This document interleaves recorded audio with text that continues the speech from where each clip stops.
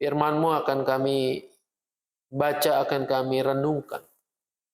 Tuhan yang menolong melalui kuat kuasa Roh Kudus agar kami paham, mengerti. Dan Roh Kudus itu jugalah yang menguatkan kami untuk dapat melakukan firman ini dalam hidup kami hari demi hari.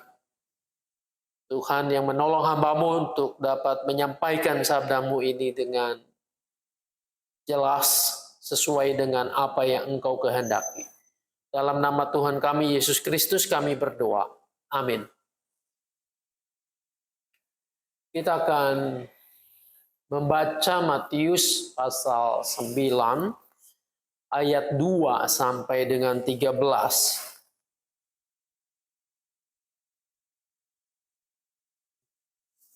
Tapi saya akan mengajak kita membacanya dari ayat pertama saja, gitu ya, karena satu perikop ini. Matius pasalnya yang 9 ayat pertama sampai 13 demikian. Sesudah naik ke dalam perahu, Yesus menyeberang dan masuk ke kotanya sendiri. Lalu dibawalah kepadanya seorang lumpuh yang terbaring di pembaringannya. Ketika Yesus melihat iman mereka, berkatalah ia kepada orang lumpuh itu, "Teguhkanlah hatimu, hai anakku, dosa-dosamu diampuni." Mendengar itu berkatalah beberapa orang ahli Taurat dalam hatinya, "Orang ini menghujat Allah." Yesus mengetahui pikiran mereka lalu berkata, "Mengapa kamu memikirkan hal-hal yang jahat di dalam hatimu? Manakah yang lebih mudah mengatakan dosa-dosamu diampuni atau mengatakan bangunlah dan berjalanlah? Namun supaya kamu tahu bahwa di dunia ini Anak Manusia berkuasa mengampuni dosa." Lalu berkatalah ia kepada orang lumpuh itu, "Bangunlah, angkat pembaringanmu, dan pulanglah ke rumahmu." Orang itu pun bangun lalu pulang. Melihat hal itu orang banyak takut lalu memuliakan Allah yang telah memberikan kuasa seperti itu kepada manusia. Setelah Yesus pergi dari situ, ia melihat seorang yang bernama Matius duduk di tempat pemungutan cukai. Lalu ia berkata kepadanya, "Ikutlah aku." Matius pun bangkit dan mengikut dia. Ketika Yesus makan di rumah Matius, datanglah banyak pemungut cukai dan orang berdosa lalu makan bersama dia dan murid-muridnya. Pada waktu orang Farisi melihat hal itu, berkatalah mereka kepada murid-murid Yesus, "Mengapa gurumu makan bersama pemungut cukai dan orang berdosa?" Yesus mendengarnya dan berkata, "Bukan orang sehat yang memerlukan tabib, tetapi orang sakit. Jadi pergilah dan pelajarilah arti firman ini. Yang kukehendaki ialah belas kasihan dan bukan persembahan. Sebab aku datang bukan untuk memanggil orang benar, melainkan orang berdosa." Sampai di sana yang berbahagia yang mau mendengarkan firman Allah, memelihara dengan melakukannya. Hosana. Bapak Ibu yang dikasihi dan mengasihi Tuhan Yesus. Cerita ini ketika Yesus kembali di situ, masuk ke kotanya sendiri, artinya di sekitar Nazaret. Nah, tentu para penduduk Nazaret itu sudah mendengar apa yang dilakukan oleh Yesus di luar sana. Meskipun belum ada WA, belum ada medsos, saya kira dari mulut ke mulut cerita itu sampai. Ini mendorong mereka juga untuk bersemangat, untuk melihat, mendengar, bahkan tidak ragu lagi mereka dalam kisah ini membawa kepada Yesus seorang yang lumpuh. Tentu saja orang lumpuh itu tidak bisa berjalan, tidak bisa datang sendiri. Ia membutuhkan pertolongan dari teman-temannya. Dalam kisah ini, buat saya ada hal yang sangat menarik. Kenapa? Karena si lumpuh itu digambarkan, dia pasif. Dia tidak bicara.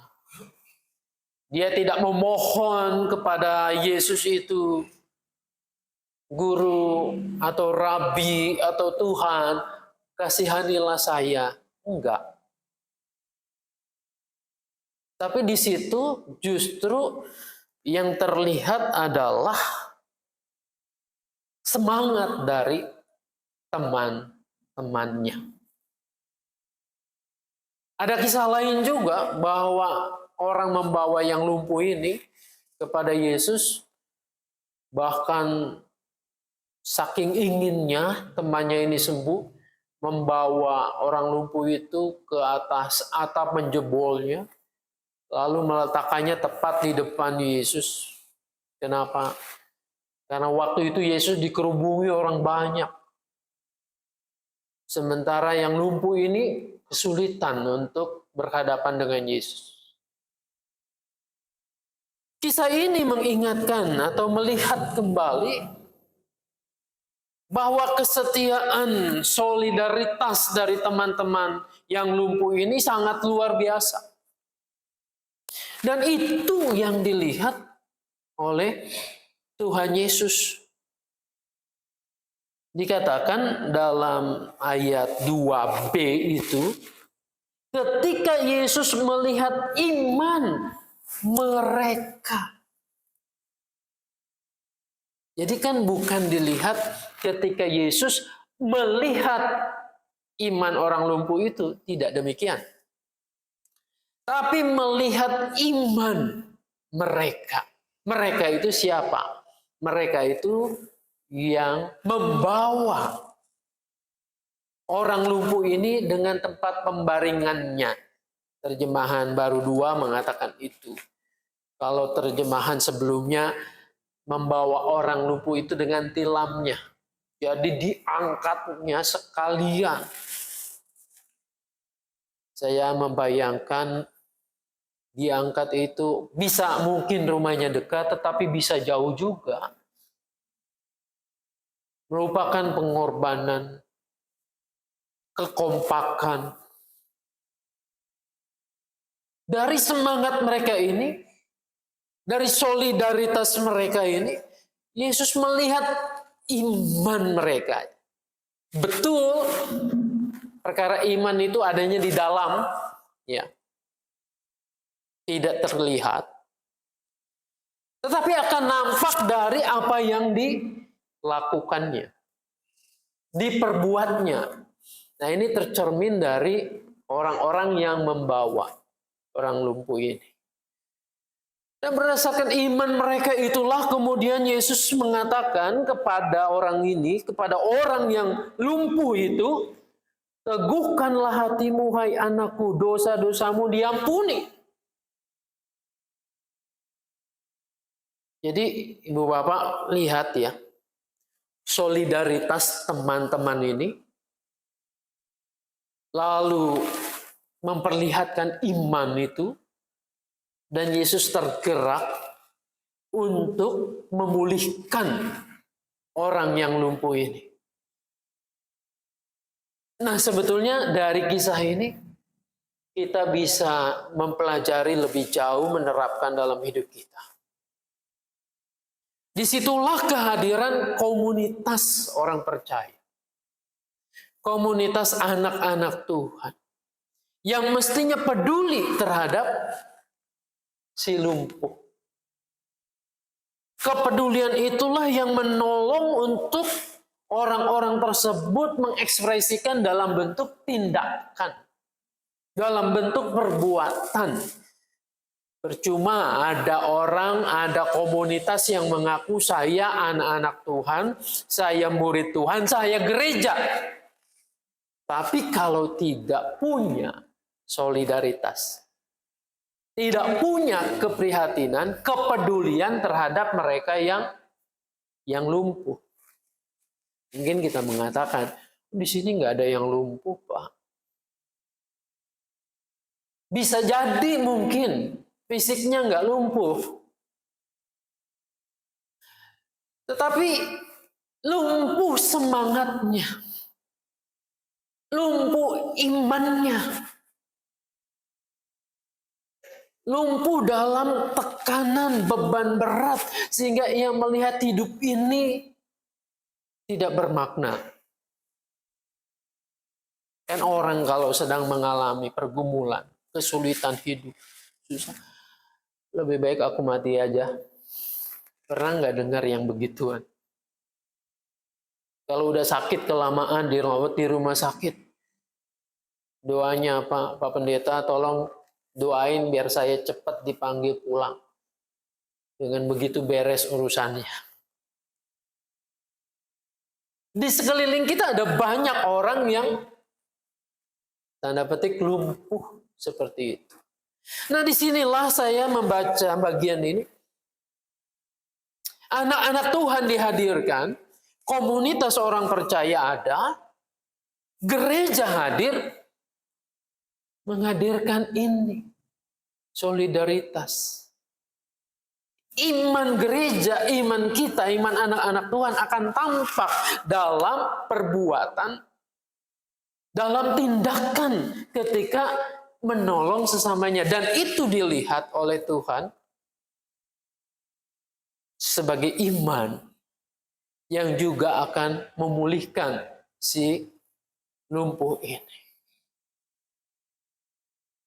Nah, saudara-saudara, menarik juga bahwa apa yang dikatakan oleh Tuhan dalam pemulihan itu, teguhkanlah hatimu, hai anakku, dosamu diampuni.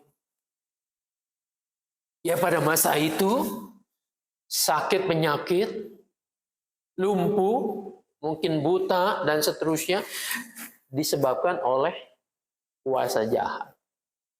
Disebabkan oleh dosa-dosa.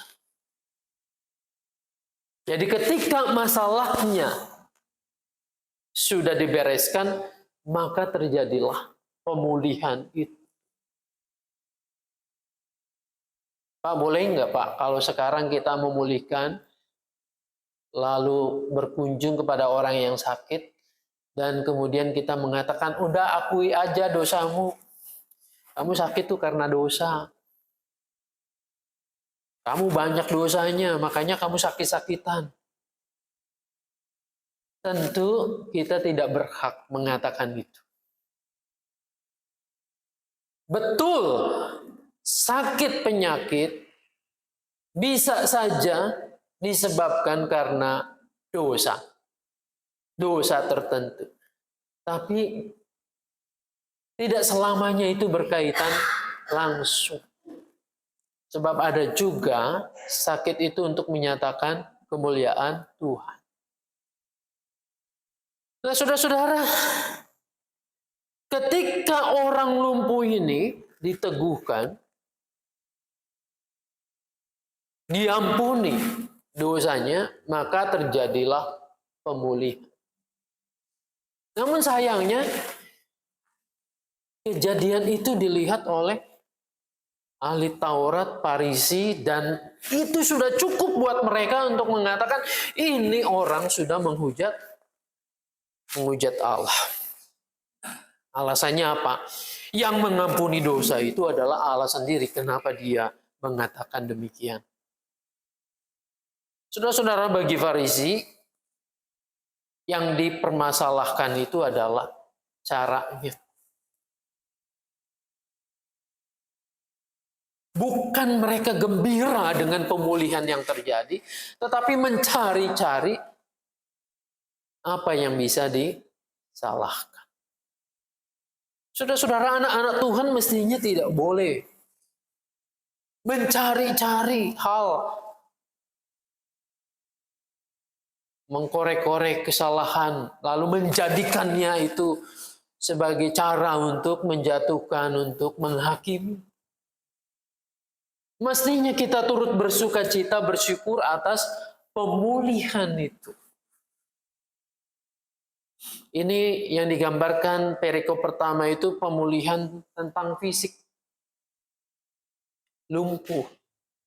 Tubuhnya tidak bisa menopang untuk berdiri gitu ya. Nah, perikop yang kemudian yang terjadi ini pemulihan juga, tetapi dari sisi mentalitas, dari sisi kedalaman batin dan rohani. Yesus berjumpa dengan seorang Matius yang duduk di tempat cukai. Mungkin ia juga bagian dari para pemungut cukai itu. Lalu Yesus memanggil, "Mari, ikut aku." Lalu mereka atau Yesus dan Matius ini pergi bersama-sama ke rumah Matius itu. Makan bersama-sama, dan disitulah datang banyak pemungut cukai dan orang berdosa. Nah, saudara-saudara, tentu saja ini menggelitik ya para ahli Taurat itu untuk berkomentar. Komentarnya itu bisik-bisik kepada murid-murid Yesus. "Kenapa gurumu itu kau duduk makan dengan pemungut cukai, dengan orang berdosa? Tidak pantas."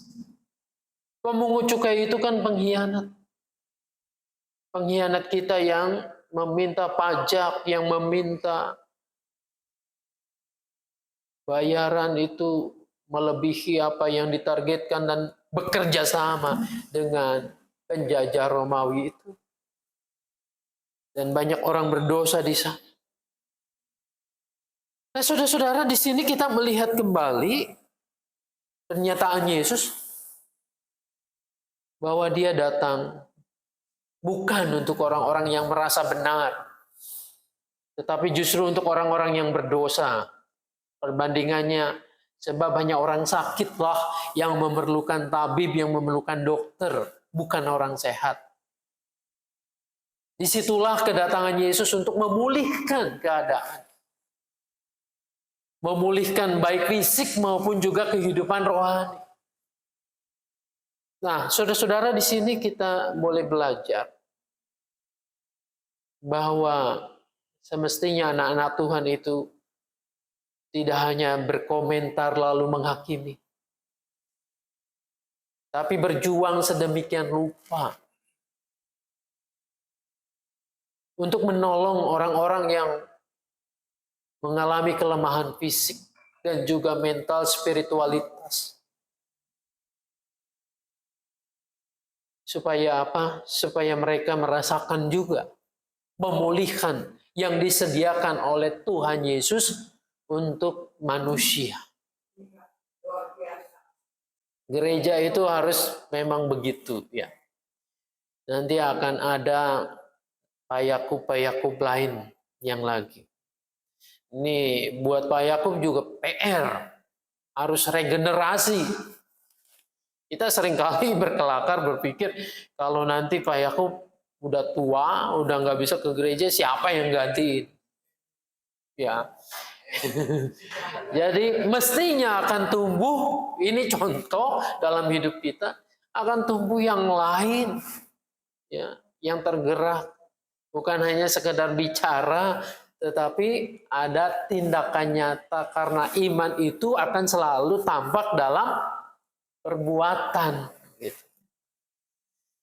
Nah, disinilah marilah kita bersama-sama, walaupun mungkin jumlah kita tidak banyak, tetapi kalau setiap anak Tuhan di Mangga Besar ini melakukan perbuatan iman itu nyata terjadi dalam hidup, maka kehidupan gereja kita itu dirasakan kehadirannya menjadi berkat. Nah, biarlah Tuhan menolong kita semua untuk bercermin dan mengikuti apa yang sudah Yesus lakukan memulihkan sesama kita, hidup dalam solidaritas yang baik, sehingga pemulihan itu dirasakan. Tuhan Yesus menolong memberkati kita. Amin.